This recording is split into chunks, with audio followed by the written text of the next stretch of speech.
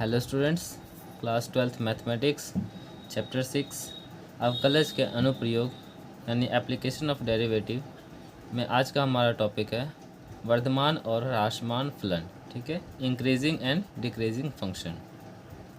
हम लोग पहले इसका कुछ कॉन्सेप्ट्स जानेंगे और उसके बाद इसके क्वेश्चंस लगाएंगे। तो चलिए आज का टॉपिक स्टार्ट करते हैं, वर्धमान और ह्रासमान फलन। ठीक है, तो पहले समझ लेते हैं हम लोग कि वर्धमान और ह्रासमान फलन होता क्या है। ठीक है, तो हम एक ग्राफ के मदद से इसको समझेंगे।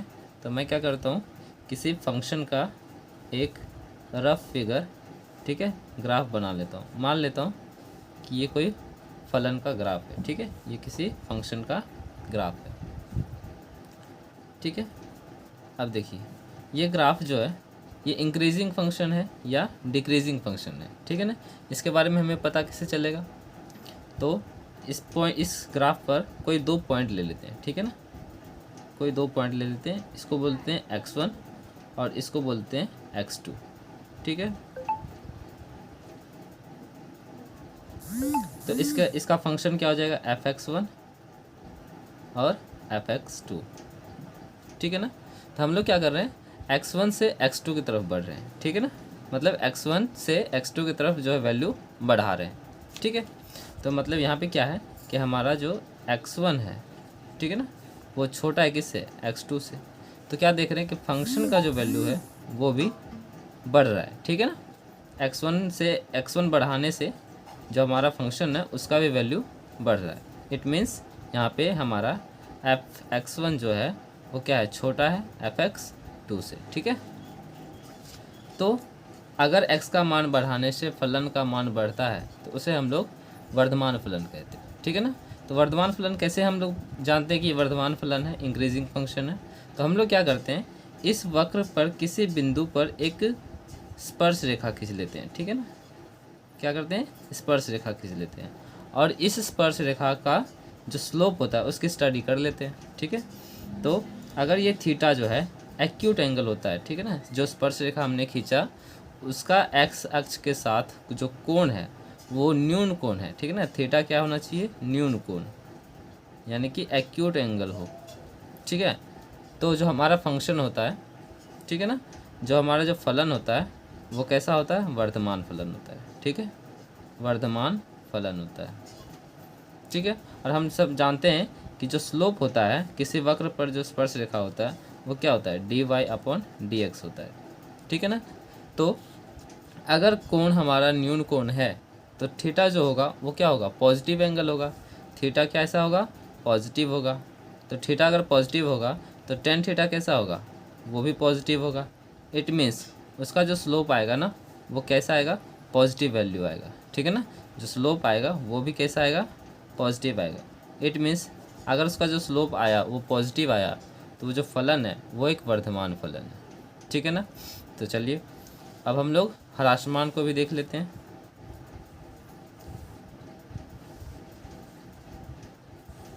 ठीक है ना, तो हम लोग एक वक्र बना लेते हैं।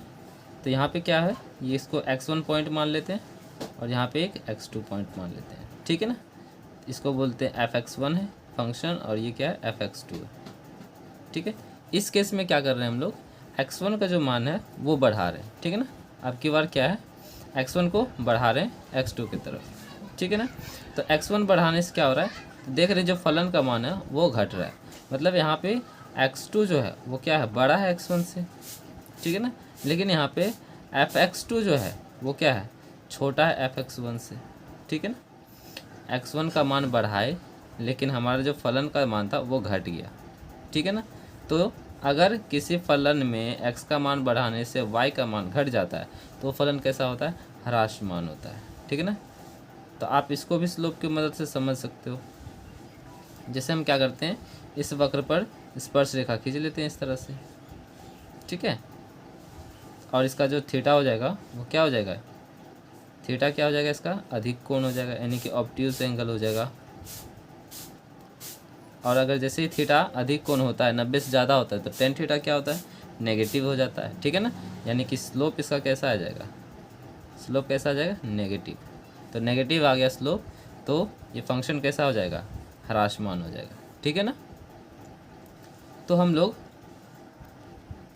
लोग देख रहे हैं कि जो फलन है, ठीक है ना, वो स्पर्श रेखा जो है इस फलन का नेचर बता रहा है कि वो फलन कैसा वर्धमान फलन है या फिर ह्रासमान फलन है, ठीक है ना।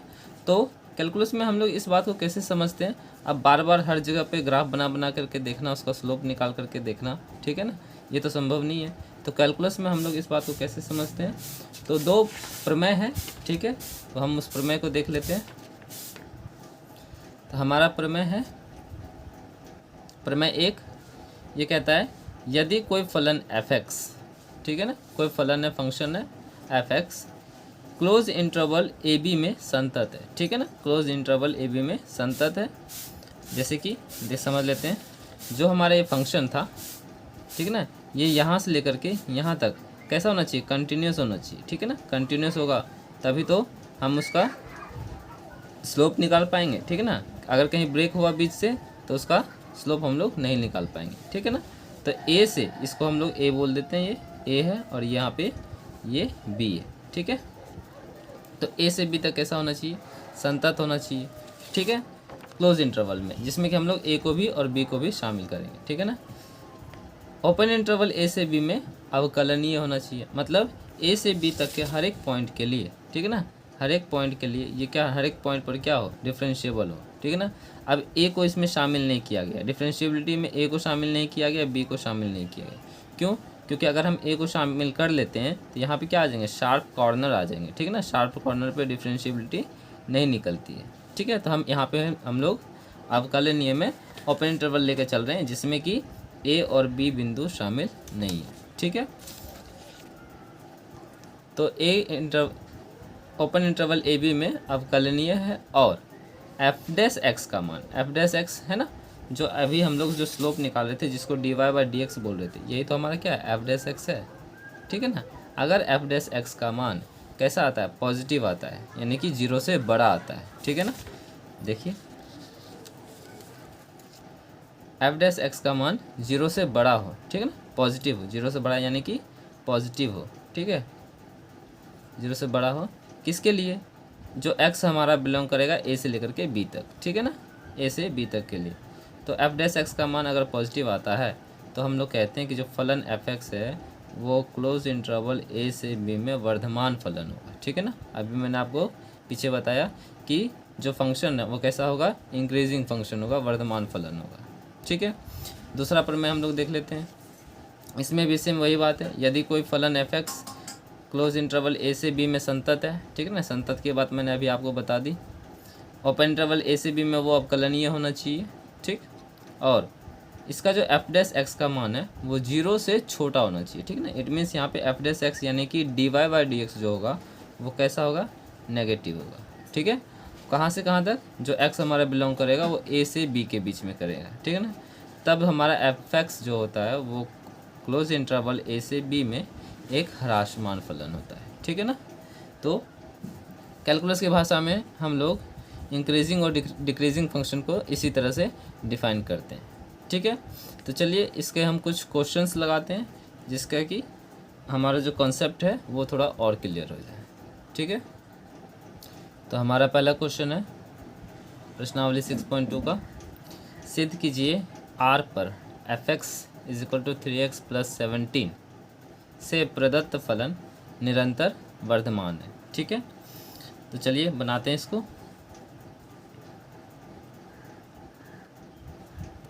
जो हमारा फलन है f(x) वो कितना है, 3x + 17, ठीक है।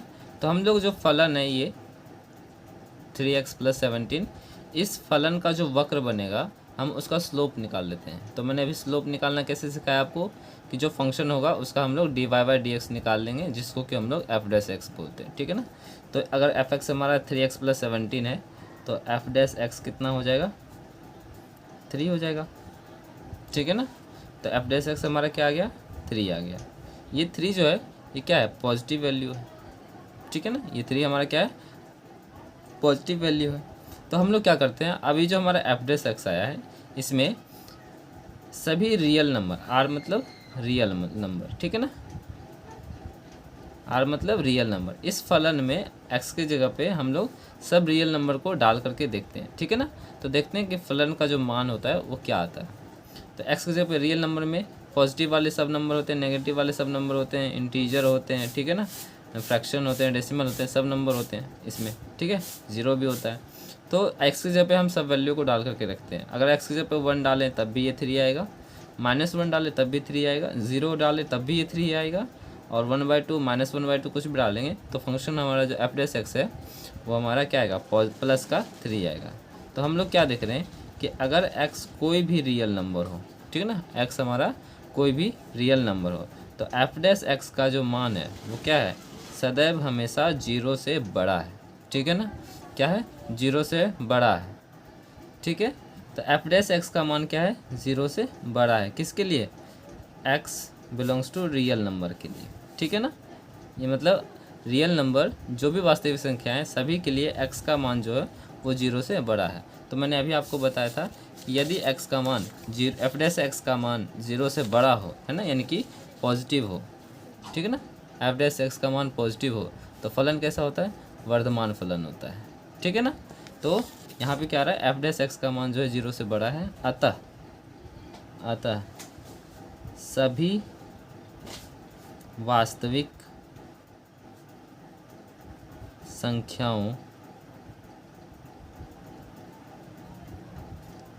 के लिए फलन निरंतर वर्धमान है, ठीक है। यही हमारा हो गया आंसर। चलिए अब अगला क्वेश्चन करते हैं। तो हमारा अगला क्वेश्चन है, सिद्ध कीजिए कि r पर f(x) = a⁴ से प्रदत्त फलन निरंतर वर्धमान है, ठीक है। तो चलिए देखते हैं इसको।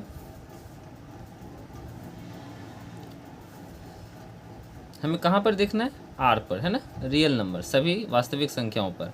जो फलन है हमारा f(x) वो क्या है, f(x) है हमारा a⁴ तो सबसे पहला काम इसका क्या करना है, हमें एफ डैश एक्स निकालना है, ठीक है। तो एफ डैश एक्स निकालते हैं, इधर एक्स के रिस्पेक्ट में डेरिवेटिव निकाल देंगे तो क्या हो जाएगा हमारा, a⁴ का डिफ्रेंशिएशन a⁴ ही होगा, और फिर 2x का कितना हो जाएगा 2। तो हमारा एफ डैश एक्स कितना आ गया, 2e⁴x, ठीक है ना, ये हमारा एफ डैश एक्स आ गया, ठीक है। तो क्वेश्चन में बोल रहा है कि x की जगह पे आपको रियल नंबर यूज़ करना है, ठीक है ना, x क्या है, सभी वास्तविक संख्या। तो क्या करते हैं हम लोग, इस x की जगह पे जो हमारा एफ डैश एक्स आया है इसमें x के जगह पे रियल नंबर डाल करके देखते हैं, और देखते हैं हमारा जो एफ डैश एक्स है वो पॉजिटिव आता है या नेगेटिव आता है, ठीक है ना। तो हम लोग क्या करते हैं, x की जगह पे कुछ भी डाल करके देखते हैं। जैसे सबसे पहले x की जगह पे कोई नेगेटिव नंबर -1 डाल देते हैं, ठीक है ना। तो इधर मैं रफ कर रहा हूँ, ठीक है। तो क्या हो जाएगा हमारा, अगर x = -1 रखें तो क्या हो जाएगा, 2 × e⁴ 2 × -1, ठीक है।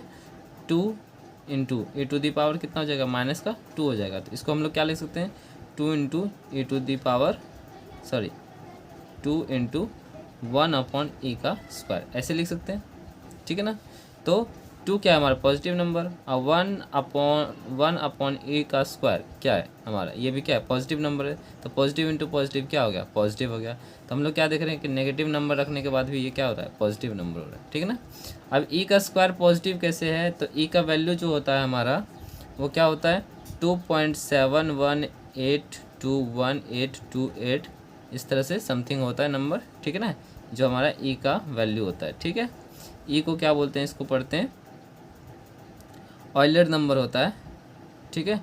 इसको क्या पढ़ते हैं, ऑयलर, E फॉर ऑयलर, ठीक है ना, ठीक है, E फॉर ऑयलर। ये ऑयलर नंबर है जिसका कि वैल्यू 2.71 लगभग में हम लोग अप्रॉक्स में लिखें तो E = 2.71 अप्रॉक्स में लिखते हैं, ठीक है ना। तो E भी क्या है हमारा पॉजिटिव नंबर ही है, ठीक है। और E का स्क्वायर अगर पॉजिटिव नंबर का स्क्वायर करें तो वो भी क्या है पॉजिटिव नंबर। तो ये पूरा क्या आ रहा है हमारा पॉजिटिव नंबर। तो हमारा एफ डैश एक्स क्या आ रहा है, पॉजिटिव आ रहा है, ठीक है। अगर हम कोई पॉजिटिव नंबर भी रखें एक्स की जगह पे तब भी ये क्या आएगा, पॉजिटिव नंबर ही आएगा। मतलब x के जगह पे आप कोई भी रियल नंबर रखो तो पूरा फंक्शन क्या आएगा, पॉजिटिव आएगा।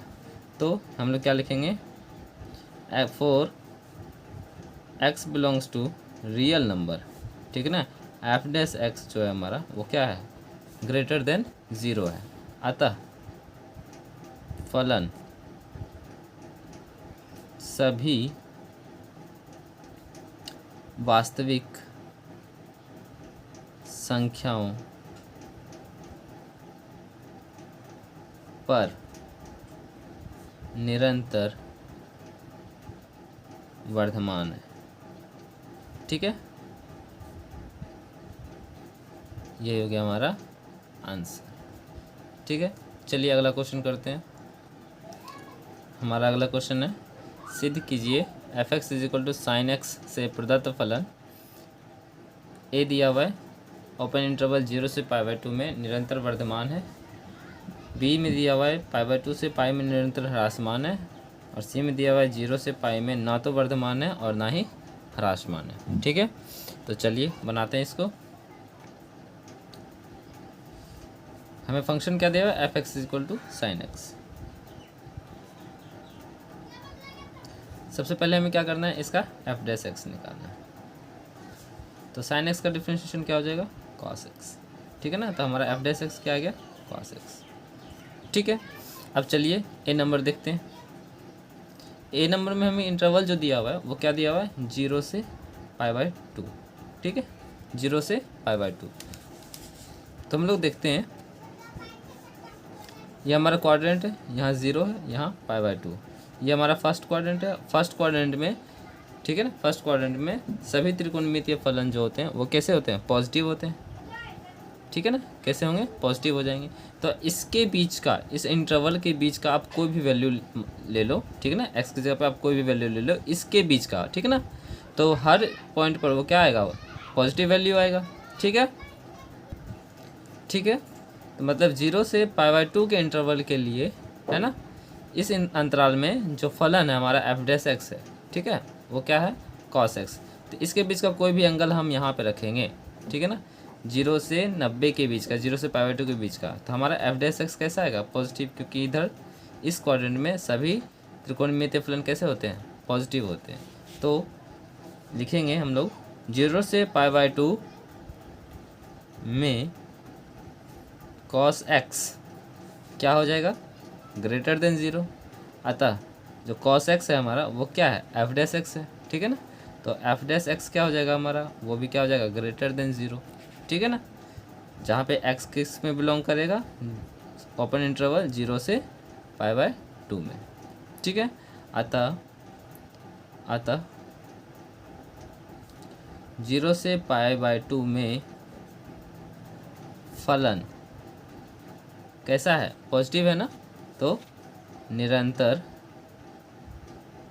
वर्धमान है। ठीक है,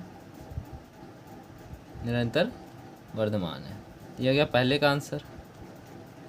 ठीक, चलिए अब इसका बी भी सॉल्व कर लेते हैं।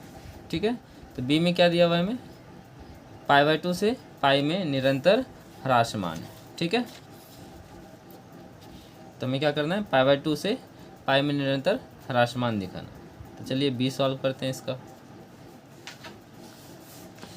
तो हमारा एफ डैश एक्स जो था वो क्या था, कॉस एक्स। ठीक है ना, अंतराल जो लेना है हमें वो किसका लेना है, π/2 से π का। ठीक है, तो ये हमारा 0 है, ये π/2 है, और ये हमारा पाई है। 0 π/2 से π का जो अंतराल है यानी कि वो सेकेंड क्वाड्रेंट है। ठीक है ना, और सेकेंड क्वाड्रेंट में हमें पता है कि साइन और कॉसेक ये दोनों पॉजिटिव वैल्यू होते हैं, बाकी सब नेगेटिव। तो इस क्वाड्रेंट में जो हमारा कॉस एक्स होगा, ठीक है ना, π/2 से π के बीच में जो हमारा जो कॉस एक्स होगा, ठीक है ना, वो कैसा होगा, नेगेटिव होगा। यहाँ पे कॉस एक्स क्या होता है, नेगेटिव होता है। ठीक ना, कॉस एक्स कैसा होता है, नेगेटिव। तो हमारा जो पाई से π/2 से पाई का जो इंटरवल है उसमें हमारा कॉस एक्स कैसा हो जाएगा, नेगेटिव। ठीक है ना, x बिलोंग्स टू π/2 से पाई में कॉस एक्स क्या हो जाएगा, ये हो जाएगा less than zero. It means जो हमारा एफ डैश एक्स है वो क्या हो जाएगा, लेस देन ज़ीरो। जब F dash x less than zero हो जाता है, ज़ीरो से छोटा होता है, तो फलन कैसा होता है, ह्रासमान। अतः π/2 से पाई में फलन कैसा है, निरंतर ह्रासमान है, ठीक है, डिक्रीजिंग है। तो ये हमारा हो गया सेकंड का आंसर।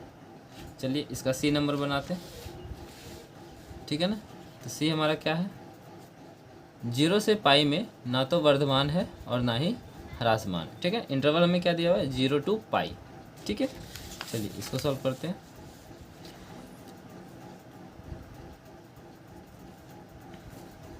एफ डैश एक्स क्या है हमारा, कॉस एक्स, ठीक है ना। तो हम लोग क्या देख रहे थे अभी हमने पार्ट 1 और पार्ट 2 में, ठीक है ना, ए और बी में अभी सॉल्व किया था कि 0 ये हमारा π/2 और ये पाई। तो 0 से π/2 में जो वैल्यू आ रही थी एफ डैश एक्स की, वो कैसी आ रही थी, पॉजिटिव। यानी इस अंतराल में 0 से π/2 के अंतराल में जो फलन था वो कैसा था, वर्धमान, ठीक है ना। और हमारा π/2 से पाई के अंतराल में इस क्वाड्रेंट में जो हमारा फलन आ रहा था एफ डैश एक्स, वो कैसा आ रहा था, ह्रासमान, ठीक है ना, नेगेटिव आ रहा था। तो जब अलग अलग क्वाड्रेंट की बात हो रही है तो एक में वर्धमान और एक में ह्रासमान आ रहा है। लेकिन अगर हमसे पूछे कि 0 से पाई के इंटरवल में, ठीक है ना, 0 से पाई के इंटरवल यानी पूरे इंटरवल में, वर्धमान में ह्रासमान दोनों में, ठीक है ना, पूरे इंटरवल में ये फलन क्या है, तो क्या बोल सकते हो आप, वर्धमान भी है ह्रासमान भी है, ठीक है ना। तो इन दोनों बातों को हम एक साथ क्या बोलते हैं कि ना तो वो वर्धमान है और ना ही वो ह्रासमान है, ठीक है ना। क्योंकि अगर कोई चीज़ बढ़ रही है और कोई चीज़ फिर उतनी जितनी बढ़ रही है उतनी ही घट रही है, तो वो फंक्शन क्या हो जाता है, कांस्टेंट हो जाता है, ना वो बढ़ा ना वो घटा, ठीक है ना। तो फाइनल रिजल्ट क्या आ जाता है, 0। तो हम लोग क्या कहेंगे इसको, ये वर्धमान भी है और ह्रासमान भी है, तो हम लोग फाइनली क्या बोलेंगे कि ना तो ये वर्धमान है ना ही ये ह्रासमान है, ठीक है ना। तो एफ डैश एक्स जो है वो एक्स बिलोंग्स टू 0 से पाई में, ठीक है ना, 0 से पाई में ना तो वर्धमान है और न ही ह्रासमान है, ठीक है, आंसर। तो इस तरह से हमने इसके तीनों क्वेश्चन कर लिए। चलिए अब अगला क्वेश्चन करते हैं। तो हमारा अगला क्वेश्चन है, अंतराल ज्ञात करें जिनमें f(x) = 2x² - 3x से प्रदत्त फलन निरंतर वर्धमान और निरंतर ह्रासमान है, ठीक है। क्वेश्चन हमसे पूछ रहा है, हमें अब की बार क्वेश्चन में अंतराल निकालना है, ठीक ना, इंटरवल बताना है। अब तक हमें अंतराल दिया हुआ रहता था, हम लोग चेक करते थे कि फंक्शन इंक्रीजिंग है या डिक्रीजिंग है, ठीक ना, वर्धमान है या ह्रासमान है। बट अब की बार हमें पूछ रहा है कि हमें अंतराल ज्ञात करना है, किस अंतराल में ये जो फलन है वो निरंतर वर्धमान होगा और किस अंतराल में जो फलन है वो निरंतर ह्रासमान होगा, ठीक है ना। तो अंतराल निकालने वाला जो क्वेश्चन है ध्यान से सीखना है आपको कि कैसे करते हैं, ठीक है। चलिए बनाते हैं इसको। सबसे पहले हम लोग क्या करेंगे, जो हमें फंक्शन दिया हुआ उसका डेरिवेटिव निकालेंगे, ठीक है। तो हमारा f(x) है 2x² - 3x, ठीक है। हमें क्या करना है, f'(x) निकालना है। कितना हो जाएगा, 4x - 3, ठीक है ना। तो हमारा f'(x) कितना निकल गया, 4x - 3। अब हमें क्या करना है, हमें अंतराल बनाना है, ठीक है ना। अंतराल बनाने के लिए हम लोग क्या करेंगे, जो हमारा f'(x) आया है इसको हम लोग 0 कर देंगे, ठीक है ना। क्या कर देंगे, बराबर 0 कर देंगे, ठीक है ना। तो बराबर 0 करेंगे तो हमें वो अंतराल मिलेगा, ठीक है ना, जहाँ पर कि ये फलन क्या हो जाएंगे, 0 हो जाएंगे, ठीक है ना। तो वहाँ से हम लोग इंटरवल बना सकते हैं। तो हम लोग क्या करेंगे, 4x - 3 = क्या करेंगे, 0 कर देंगे। तो यहाँ से हम लोग x का वैल्यू निकाल लेते हैं। तो 4x = कितना हो जाएगा, 3। x = कितना हो जाएगा, 3/4। तो x का जो वैल्यू आया है वो क्या निकला है, 3/4, ये जो 3/4 है इस बिंदु पर जाकर के x हमारा क्या हो जाता है 0, एफ डैश एक्स जो होता है वो हमारा क्या हो जाता है 0 हो जाता है, ठीक है ना। तो इसको अगर हम नंबर लाइन पे प्लॉट करें, ठीक है, नंबर लाइन पे बनाते हैं, तो हमारा इधर यहाँ पे क्या ले लेते हैं हम लोग, x का वैल्यू कहीं पे 3/4 होगा, ठीक है ना। तो इसके इधर का जो वैल्यू है, ठीक है ना, ये कहाँ तक जा रहा है, इन्फिनिटी तक जा रहा है, और ये नेगेटिव डायरेक्शन है ना, इधर सब नंबर क्या होते हैं माइनस के होते हैं, तो इधर क्या है माइनस का इन्फिनिटी है, ठीक है।